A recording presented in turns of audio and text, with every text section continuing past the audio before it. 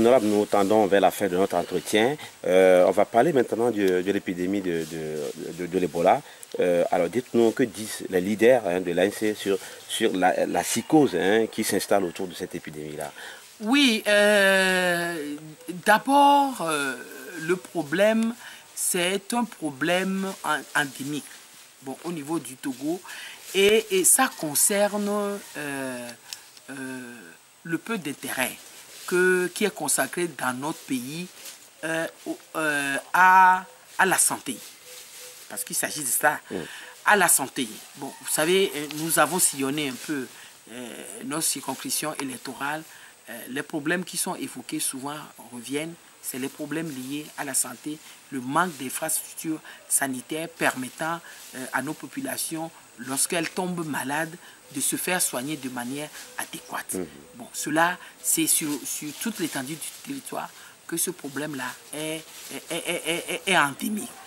Bon, ensuite, il y a aussi, je dirais, le double langage des autorités de notre pays sur les grands problèmes qui se posent à notre nation.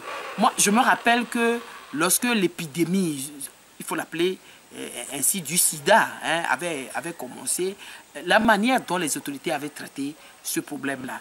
Et cette manière-là, d'aucuns disent à tort ou à raison que c'est ce comportement-là qui a fait que le sida s'est propagé de manière exponentielle dans notre pays.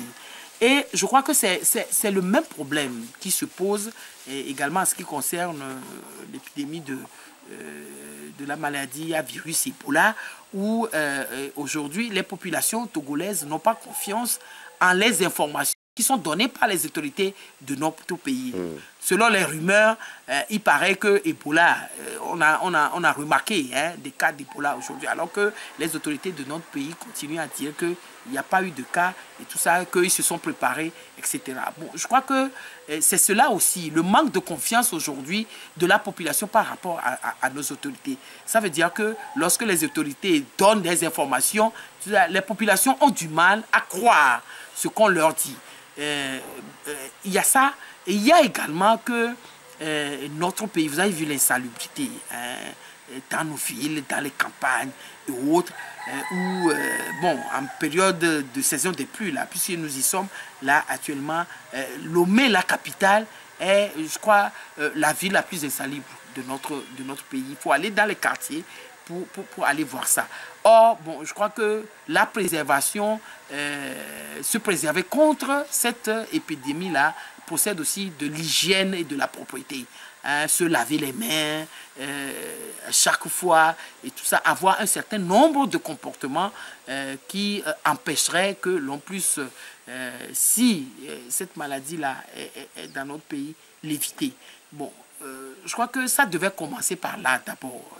Rendre nos villes et nos campagnes salubres et ensuite faire la communication autour sur le fait de prévenir la contamination et tout cela. Et que le gouvernement de notre pays ait un langage de franchise vis-à-vis de la population togolaise. Ça permettra à cette population togolaise-là de prendre véritablement la mesure de la chose et de pouvoir se préparer en conséquence pour y faire face.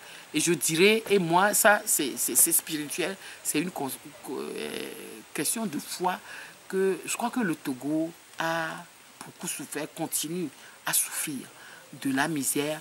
Et moi, je prie Dieu pour que Dieu nous préserve de cette épidémie-là. Parce que si cette épidémie-là s'ajoute à tous les problèmes que connaissent déjà nos populations, je crois que cela procéderait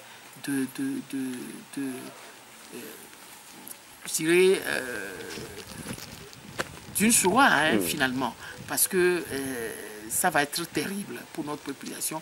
Et je sais que Dieu qui est amour ne permettra pas que les Togolais puissent connaître, en plus de tous les problèmes auxquels elles sont tenues de faire face, connaître encore cette épidémie de l'Ebola-là. Parce que moi, je suis persuadé que, telles que nos infrastructures sanitaires sont organisées, nous ne serons pas en mesure de faire face à cela. Puisse Dieu nous préserver de cela. Et je sais que Dieu fera en sorte que le Togo soit préservé de cette épidémie. Okay. Alors, madame, est-ce que vous sensibilisez vos militants sur les mesures de prévention par rapport à ce virus Ebola? Bien sûr. Vous savez, nous avons au niveau de l'ANC des réunions périodiques. Le bureau national de l'ANC tient ses réunions tous les lundis. Et donc, déjà au niveau du bureau national qui comporte les premiers responsables du parti au niveau national, cela, on en parle déjà à ce niveau-là.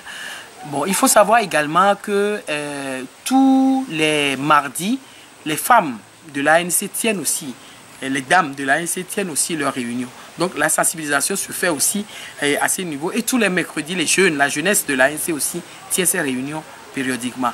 Et dans l'ordre du jour de ces réunions-là, il y a les questions d'actualité, les questions politiques, et il y a également les questions sanitaires, également, en l'occurrence, le virus Ebola, parce qu'il faudrait que nous soyons en bonne santé avant de continuer la lutte que nous menons.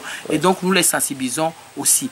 Et donc, au niveau du bureau national, il y a ce que nous appelons les coordinateurs, qui représentent les fédérations de l'intérieur du pays au niveau du bureau national et qui passent les informations qui sont données toutes les semaines au niveau du parti. Et donc, qui font le résumé de toutes les réunions qui ont lieu, y compris sur les problèmes sanitaires et d'hygiène concernant le virus Ebola, et qui transmettent à nos fédérations. Bon, ceux qui ont eu la chance d'avoir la visite du bureau national au moment où le problème se posait, le président les a instruits directement de cela. Mais c'est vrai que la tournée que nous venons de boucler a commencé il y a 7 mois. Au moment où ça avait commencé, ce problème-là n'était pas encore à l'ordre du jour. Je crois que c'est les 3 préfectures, les 3 dernières préfectures que nous avons eu à visiter, notamment la préfecture de Wawa, la préfecture d'Akebou et la préfecture de Pélé, qui ont eu la chance d'avoir ces informations-là directement du président national. C'est ça. Qu'est-ce que vous leur dites exactement par rapport à ces mesures de prévention? Ce que les autorités ont l'habitude de dire, garder, se laver constamment les mains, puisqu'il s'agit de contamination, de contagion par rapport à ces maladies-là. Essayer d'être très vigilant sur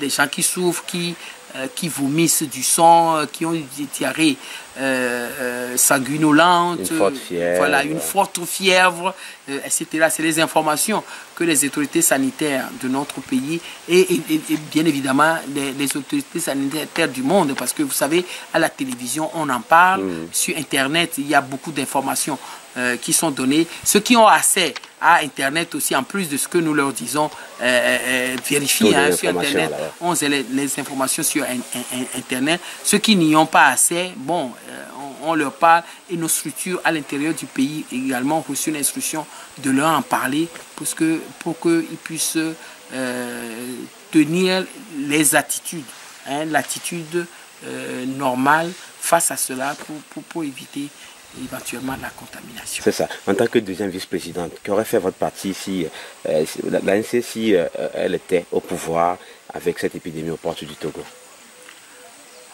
Bon, d'abord, je crois que ce n'est pas d'attendre que l'épidémie arrive avant de prendre les dispositions. Je crois que si nous avions, et c'est pour cela que nous battons, si nous avions des structures sanitaires adéquates dans toutes les régions de notre pays, ça nous aurait permis de régler le problème, je dirais, de moitié. Parce que les structures existantes déjà, il serait agi de former, peut-être de donner quelques informations aux médecins, aux infirmiers et à tout le personnel soignant pour qu'ils sachent. Bon, le problème est devenu endémique au Togo parce que les structures là déjà nous posent problème. Vous savez, les gens meurent encore de paludisme au Togo. Alors que le palud, il s'agit de donner de la quinine, etc. aux gens et tout cela. Bon, Ebola, c'est pire. Si le palud que les médecins ont maîtrisé sur toute l'étendue du territoire aujourd'hui pose problème, que les gens meurent encore de paludisme dans notre pays, c'est qu'il y a un problème. Et donc, nous, à l'ANC, nous ne devons pas, c'est-à-dire, si nous étions au pouvoir, nous aurions fait en sorte que les structures sanitaires existent déjà, avant que cette épidémie-là ne soit déclarée. Et ça nous aurait permis de limiter les dégâts par rapport à ce qui pourrait nous arriver si cela vient. Parce que je dis toujours que moi, je prie pour que cela n'arrive pas, comme le disent les autorités, que cela ne soit pas encore dans nos murs. Parce que si cela vient dans nos murs, moi, j'imagine la catastrophe que cela aurait été. Je crois que cela doit donner matière à nos autorités à réfléchir sur le fait de s'occuper véritablement et de manière efficace des problèmes de santé, de structures sanitaires sur toute l'étendue du territoire. Et de formation civique également et au niveau de la population sur les comportements à avoir par rapport à la propriété tout court.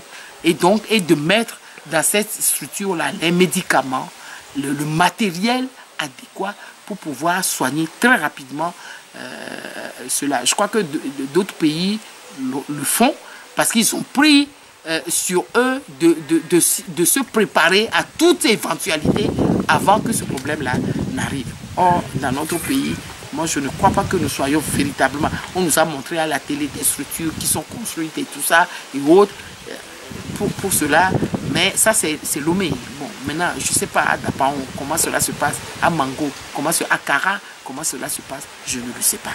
Je crois que c'est quelque chose qu'il faut prévenir vraiment d'avance. Parce que aujourd'hui, hier c'était le sida, aujourd'hui c'est Ebola, demain nous ne savons pas ce que ça pourrait être. Honorable, merci pour votre disponibilité. C'est moi qui vous remercie.